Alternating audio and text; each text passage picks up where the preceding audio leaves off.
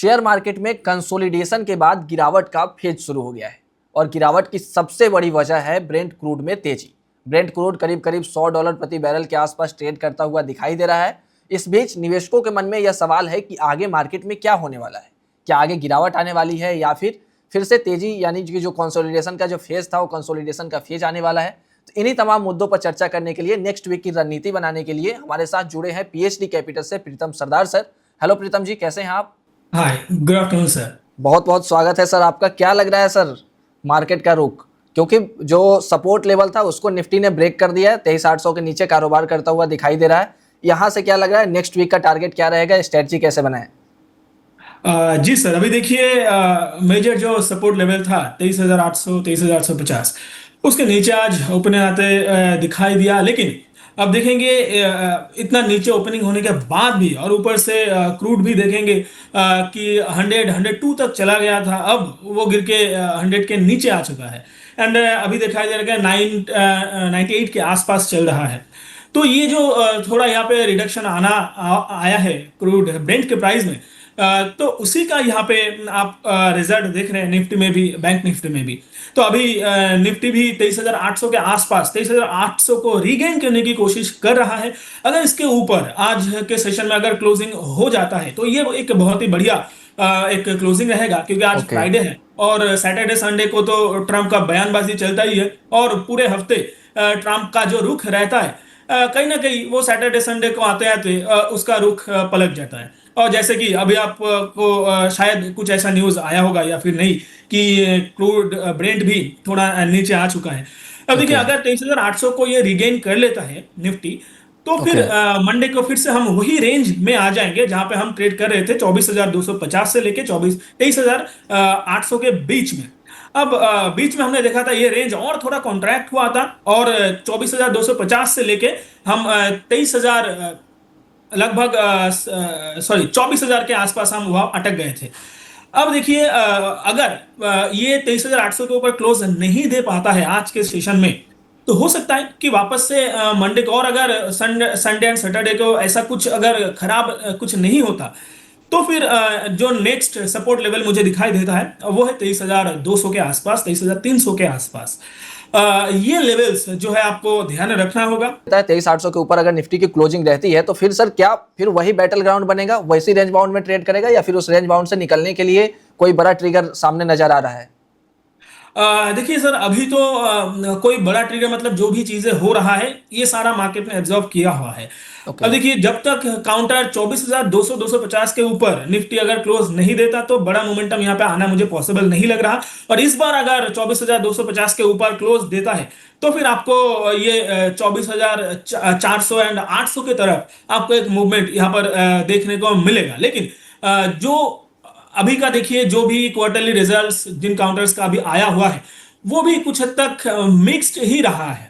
अब यहाँ पे अगर कुछ एक्सेसिव अगर देखने को मिलता कि नहीं, ज्यादातर रिजल्ट जो है वो अच्छा आया है, अभी रिजल्ट शुरू ही हुआ है, अभी बाकी है बहुत रिजल्ट आना, तो वो एक बार देखना पड़ेगा कि यहाँ पे अगर कुछ हद तक सही रहता है। जैसे कि हमने देखा है कि जो कोरियन मार्केट है, चाइनीज मार्केट है, जापानीज मार्केट है, उसके अगेंस्ट हमने एशियन कंट्रीज के मुकाबले हमारा इंडियन मार्केट थोड़ा खराब परफॉर्मेंस दिया है। अब वहां पे अगर कुछ हो जाता है, कुछ अच्छा हम करके दिखाते हैं, तो ये सारा जो नेगेटिव सेंटीमेंट जो ऑलरेडी हमने डिस्काउंट कर रखे हैं, ये क्रूड ऑयल कह लीजिए, ब्रेंट कह लीजिए, ईरान यूएस कह लीजिए, सारा कुछ हमने ऑलरेडी डिस्काउंट करके रखे हैं। बस एक चिंगारी चाहिए। अब वो चिंगारी हो सकता है कि ये जो क्वार्टरली रिजल्ट्स आ रहा है यहां से हमें मिले, यहां से हमें वो ठोस एक कॉन्फिडेंस मिले कि नहीं, इंडियन मार्केट अभी सुधार रहा है। वो अगर हम एक बार कर पाते हैं तो इस बार हमें लगता है कि हम 24,800 25,000 की तरफ हम रुख बिल्कुल कर सकते हैं। लेकिन ये अभी तक जितना रिजल्ट आया है वह सब क्योंकि थोड़ा मिक्स रहा है, इसीलिए आप देखेंगे मार्केट भी कंफ्यूजन में है। राइट, इतना कुछ डिस्काउंट करने के बाद भी मार्केट यहाँ पे ब्रेकआउट देने की कोशिश बार बार वो फेल हो रहा है। तो इसीलिए व्यू जो रहेगा, जो आने वाले कुछ शॉर्ट टर्म के लिए ही आप कह लीजिए, तो अभी भी मेरा व्यू वो रेंज बाउंड ही है। ओके, मतलब शॉर्ट टर्म में रेंज बाउंड ही निफ्टी के रहने की संभावना है। ग्लोबल मार्केट की सर आपने बात की तो बता दूं एक बार दर्शकों को कि कोस्पी और निक्केई के मुकाबले हमारा मार्केट बहुत ही कमजोर रहा है, क्योंकि 2 साल से हमारा मार्केट चला नहीं है। और कोस्पी में हमने देखा कि 160-65% के आसपास का रिटर्न आया है 1 साल में, और अगर निक्केई में भी देखें तो करीब करीब 50-55% का रिटर्न आया है 1 साल में। हालांकि अब वहां से मुनाफा वसूली शुरू हुई है और गिरावट भी देखने को मिल रही है। अब आते हैं सर बैंक निफ्टी की बात कर लेते हैं थोड़ा। बैंक निफ्टी पे क्या स्ट्रेटजी अपनाए सर? जी देखिए, सेम स्ट्रेटेजी बैंक निफ्टी में भी रहेगा। आज देखेंगे पीएसयू बैंक थोड़ा रिकवरी किया हुआ है, और धीरे धीरे आप देखेंगे बैंक बैंक निफ्टी में भी आप देखेंगे एचडीएफसी जैसा बैंक। एक साइकोलॉजिकल चीज आप ऐसे देखिए कि क्लास में अगर जो लीडर है वो जिस तरह रुख करता है, ज्यादातर क्लास के बच्चे ना उसी तरह रुख करता है। अब ऐसे में एचडीएफसी बैंक को देख लीजिए, क्योंकि प्राइवेट बैंकों का सबसे दिग्गज बैंक है। अब वो कंसोलिडेशन में रहता हुआ मुझे दिखाई दे रहा है। ऑल टाइम लो भी लगाता हुआ मुझे दिखाई दे रहा है, लेकिन अभी के लिए क्योंकि थोड़ा रिकवरी यहाँ पे देखने को मिला है, एचडीएफसी बैंक को देखेंगे कि मुझे लगता है कि टेम्पोररी शॉर्ट टर्म में भी कह लीजिए कि यहाँ पे कुछ देर तक आपको कंसोलिडेशन देखने को मिलेगा, क्योंकि ओके। रिजल्ट भी खराब आया हुआ है। अब एचडीएफसी बैंक अगर यहाँ पे कंसोलिडेशन में रहेगा तो ज्यादातर बैंक भी आप देखेंगे कंसोलिडेट करते हुए ही नजर आएंगे, या फिर ब्रेकआउट देता भी तो बैंक निफ्टी ज्यादा आपको ऊपर आते हुए दिखाई नहीं देगा। ऐसे बैंक को भी देख लीजिए, इतना अच्छा रिजल्ट आया, लेकिन एक जो मोमेंटम था रिजल्ट के दिन वो थोड़ा फेड होता हुआ दिखाई ओके। दिया है। तो ये कुछ चीजों को अगर मिला ले तो बैंक निफ्टी में भी सेम व्यू आ रहा है कि ये भी रेंज बाउंड ट्रेड करता हुआ ही मुझे दिखाई दे रहा है नियर टर्म में। लेकिन पूरा साल की अगर बात करें तो धीरे धीरे जब निफ्टी बढ़ना शुरू होगा तो ऑब्वियसली उसमें बैंक निफ्टी का हक बहुत ज्यादा रहने वाला है।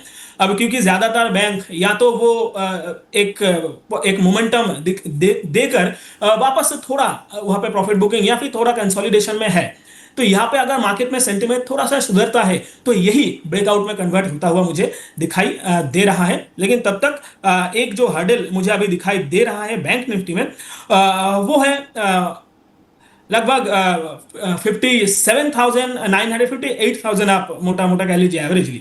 तो इसके ऊपर जब तक सस्टेन नहीं करेगा तब ओके। तक मुझे नहीं लगता कि बैंक निफ्टी ऊपर कोई मोमेंटम आपको दिखाई देगा। तो ये एक जोन रहा है 58,000 से 58,200, तो ये आपको ध्यान रखना चाहिए जी। ठीक है, इसको ध्यान में रख के ट्रेडिंग करें सर। सीधा सीधा अगर बात करें, क्योंकि आप फंडामेंटल और टेक्निकल दोनों को अच्छी तरह से समझते हैं, तो सर आम निवेशकों के नजरिए से अगर देखें तो पैसा कहाँ बनेगा सर इस माहौल में?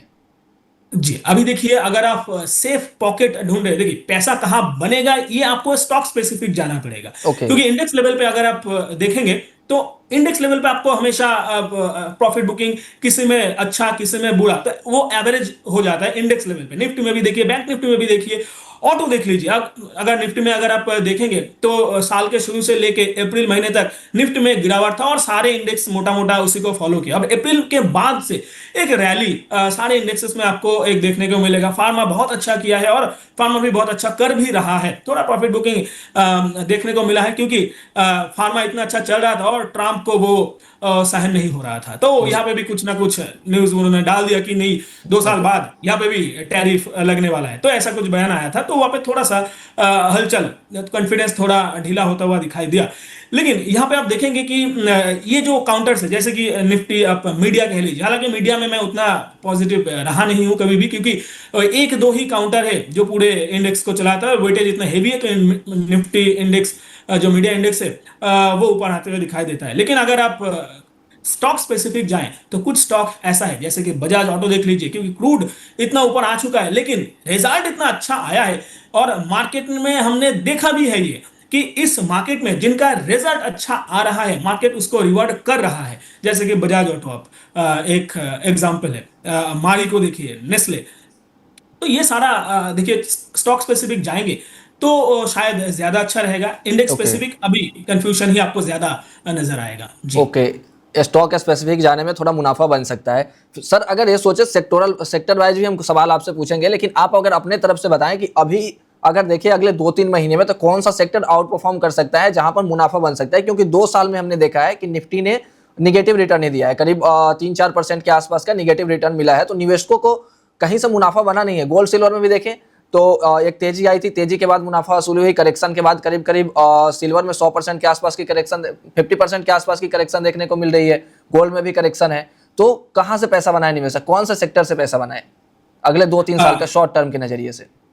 जी अगर आप सेक्टर स्पेसिफिक देखें तो रिसेंटली आप ऑटो काउंटर देखें, क्रूड ब्रेंट में थोड़ा यहाँ पे जो हर्डल मुझे दिखाई दे रहा है, लेकिन अगर ये ब्रेंट के हर्डल अगर आप छोड़ दें तो आप ओके। देखेंगे कल के सेशन में भी निफ्टी ऑटो एक नया हाई बनाया था। अप्रैल के बाद मई महीने का जो हाई था वहीं पे निफ्टी ऑटो इंडेक्स आप देखेंगे कंसोलिडेट करता हुआ, लेकिन कल उसके ऊपर एक हाई देके क्लोज हुआ था और आज थोड़ा निफ्टी ऑटो में प्रॉफिट बुकिंग देखने को मिल रहा है। दूसरा एक काउंटर देखिए निफ्टी फार्मा, तो फार्मा हेल्थ केयर, ये कुछ काउंटर है। और साथ में आप देखिए एफएमसीजी में क्योंकि मार्केट थोड़ा कंफ्यूजिंग है तो इसीलिए एफएमसीजी एक बेटा बेट बन जाता है, लेकिन अगर आप पैसा बनाने की सोच रहे हैं और शॉर्ट टर्म में तो एफएमसीजी आपके लिए अच्छा काउंटर नहीं हो सकता। तो ऐसे में अगर आप देखें तो जो हेल्थ केयर सेक्टर है अभी के लिए, ये हेल्थ केयर सेक्टर मुझे सबसे बढ़िया लगता है। और साथ में अगर देखेंगे कि recently cement and chemical industry में थोड़ा मोमेंटम आता हुआ दिखाई दिया है, लेकिन वापस से क्रूड उछलने की वजह से यहाँ पे थोड़ा आपको प्रॉफिट बुकिंग भी देखने को मिल रहा है। तो ये अगर ओवरऑल देखें तो किस सेक्टर में आपको प्रॉफिट ज्यादा बनता हुआ दिखाई दे रहा है, तो अभी के लिए वो आपको दिखाई देगा कि हॉस्पिटल काउंटर्स, फार्मा काउंटर्स, ज्यादातर आप देखेंगे हेल्थ केयर में जाएंगे तो हॉस्पिटल काउंटर्स अभी मुझे ज्यादा अच्छा लगता है। और इसमें से एक काउंटर जो मुझे बहुत अच्छा लगता है, रिसेंटली आईपीओ आया है, वो है पार्क मेडवर्ल्ड। तो ओके। ये काउंटर है, अब बहुत अच्छा पैसा बना के भी दिया है और अभी ये कंसोलिडेशन फेज में है, क्योंकि देखिए ज्यादा कोई स्टॉक अगर भागता है तो उसको थोड़ा हाफने का भी समय देना चाहिए और वो लेता राइट। भी है, अक्सर ये दिखाई देता है। तो ये काउंटर है जो रेंज बाउंड ट्रेड अभी तो हो रहा है, तो उस रेंज के बॉटम में आपको जब भी मिले आपको, आप यहाँ पे स्टैगर्ड मैनर पे एक पोजीशन बिल्कुल बना सकते हैं जी। ओके ठीक है सर, स्मॉल कैप सीरीज भी है हमारे पास, आज स्मॉल कैप की भी चर्चा करेंगे थोड़ा, क्योंकि उसमें कहाँ रिटर्न अच्छा मिला है पिछले प्रीवियस ईयर में अगर हम देखें तो, और आपसे जानेंगे कि क्या वहाँ मुनाफा बन सकता है क्या। फिलहाल सर आईटी सेक्टर की बात कर लेते हैं। आईटी में आज लगभग फ्लैट कारोबार होता हुआ दिखाई दे रहा है। इन्फोसिस में गिरावट है, क्या व्यू है सर इन्फोसिस को लेकर? अपना नतीजे आए हैं कल। जी देखिए, इन्फोसिस में रिजल्ट क्योंकि थोड़ा खराब आया था तो इसलिए आप देखेंगे, लेकिन इन्फोसिस का आज का जो चाल है वो आप देखेंगे मोटा मोटा एक डोजी कैंडल ही बना दिया, मतलब वो ज्यादा नीचे नहीं जाना चाहता। अब रिजल्ट खराब आया है मतलब नीचे जाएगा, जैसे कि मैंने अभी बात कर रहा था कि रिजल्ट जिनका अच्छा आया है मार्केट उसको रिवॉर्ड किया है, लेकिन आईटी सेक्टर के लिए ना ये थोड़ा एक्सेप्शन हो जाता है। इन्फोसिस का रिजल्ट खराब आया है एक्सपेक्टेशन से, लेकिन अभी देखेंगे मार्केट उनको ज्यादा पनिश नहीं किया और ओवरऑल देखेंगे एक लो बनाया था, बनाने के बाद फिर से वो ओपनिंग जो ओपन प्राइस था वहीं पे आ चुका है।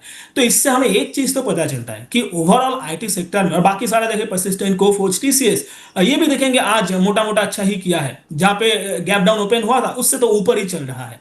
तो ऐसे में अगर आप पूरे आईटी सेक्टर की बात करें, अगर आपका इन्वेस्टमेंट का व्यू है तो ये अच्छा मौका है कि आप धीरे धीरे आईटी सेक्टर में पोजीशन बना सकते हैं।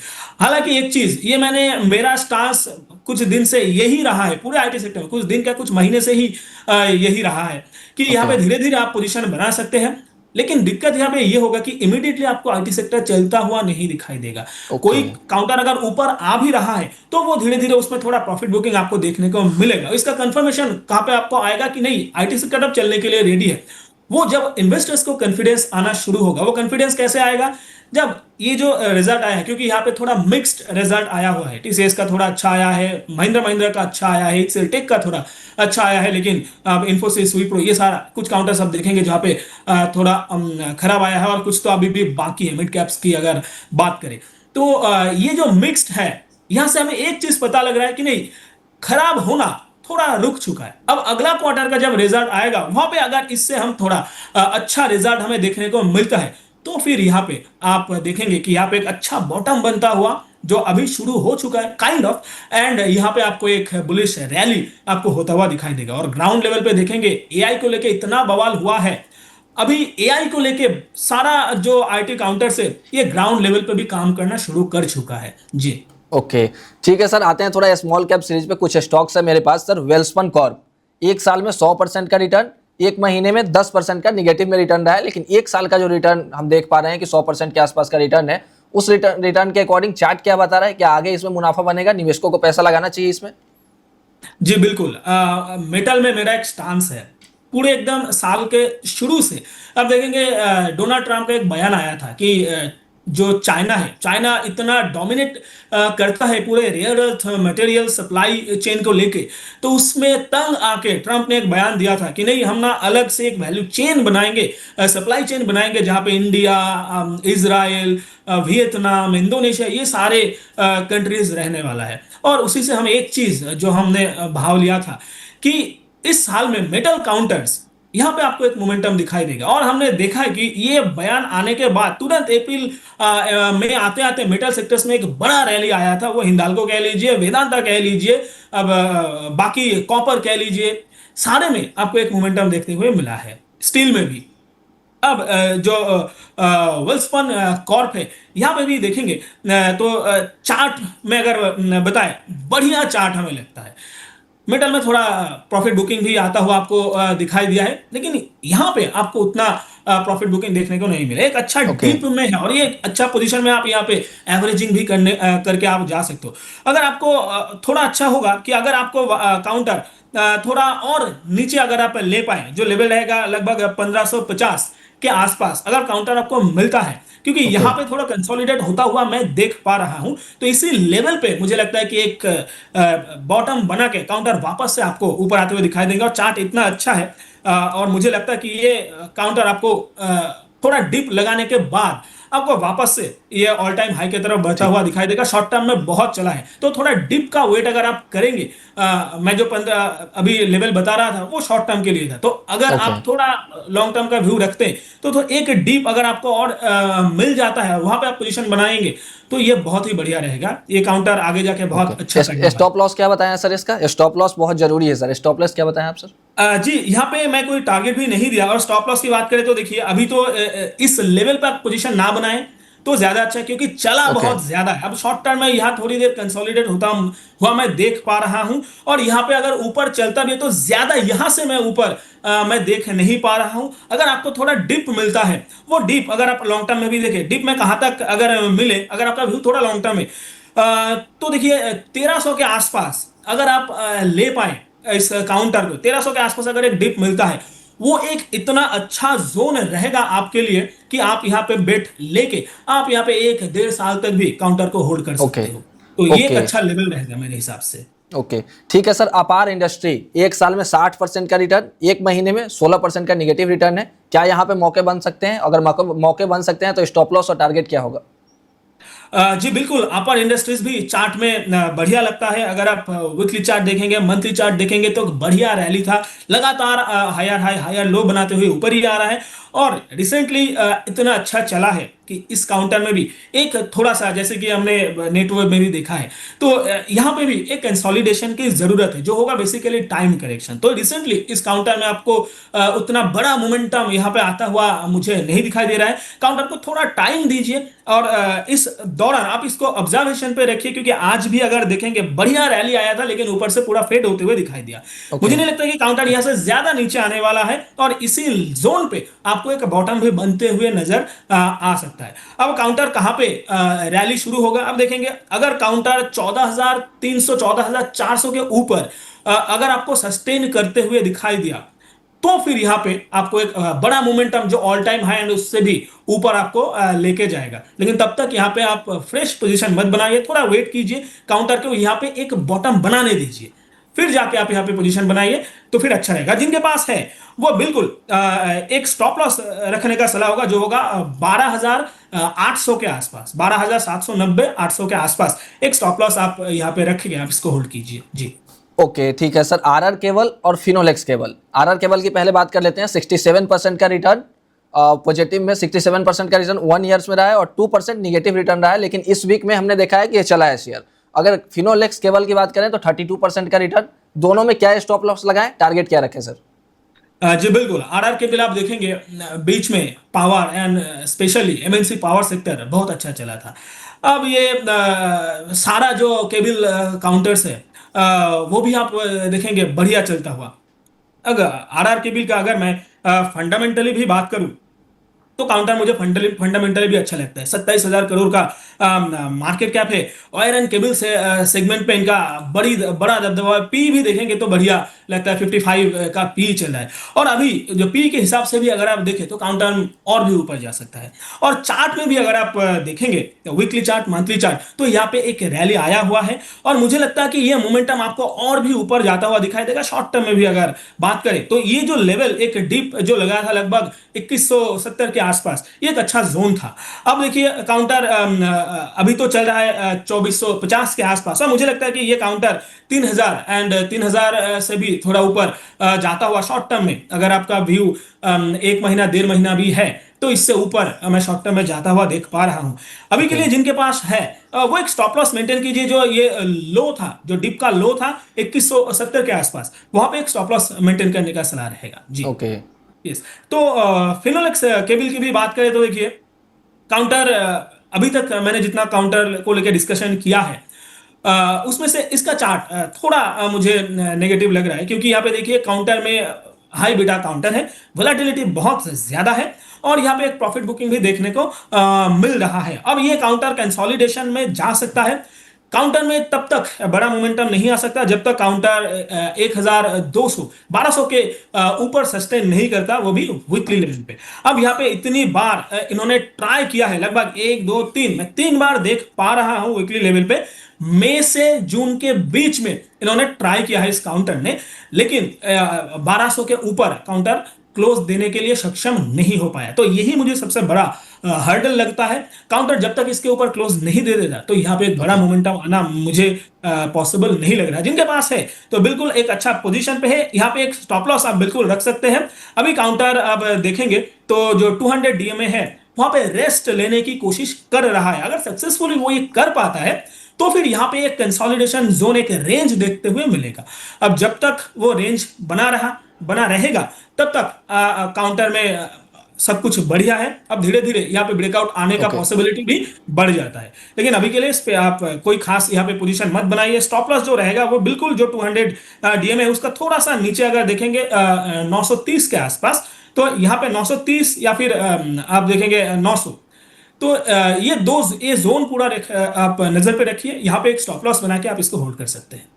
तो डेटा सेंटर अगर ज़्यादा से ज़्यादा बढ़ेगा तो केबल सेक्टर को कितना फायदा मिल सकता है आने वाले और कितने दिनों का टारगेट लेके चलें?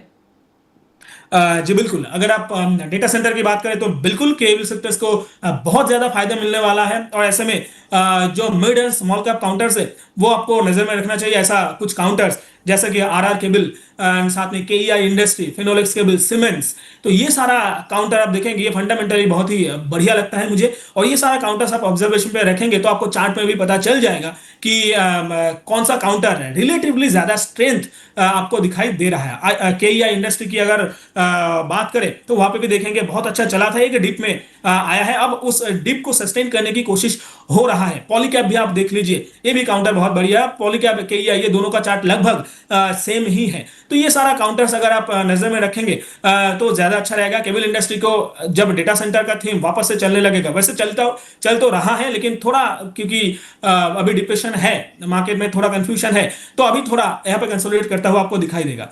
तो जब भी ये मार्केट में ये डेवलपमेंट थोड़ा पॉजिटिव होते, सेंटीमेंट सुधरते हुए दिखाई देगा, ये सारा काउंटर्स चलते हुए आपको दिखाई देंगे जी। ओके, शॉर्ट टर्म में सर आपका कोई फेवरेट स्टॉक टेक्निकली रूप से?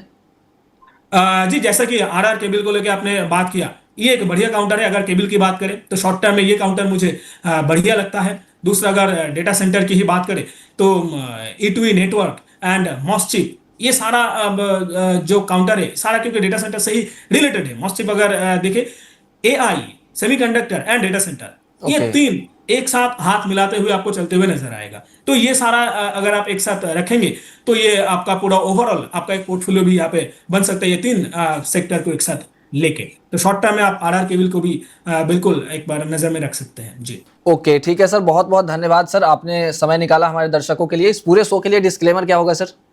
जी जो भी काउंटर्स को लेके आज मैंने डिस्कस किया है, जो भी सेक्टर्स एंड इंस्ट्रूमेंट्स लेके, वो मेरे पर्सनल पोर्टफोलियो में नहीं है, पीएचडी कैपिटल के पर्सनल पोर्टफोलियो में नहीं है। No conflict of interest. अगर आपको इन्वेस्ट करना है तो आप अपने एनालिसिस करके अपने वित्तीय सलाहकार से सलाह लेके फिर आप इन्वेस्टमेंट कीजिए। Registration granted by SEBI membership और BASL certification of NISM in no way guarantee any performance of intermediary और provide any assurance of return to the investors. Thank you Sumit ji. Thank you so much sir, thank you.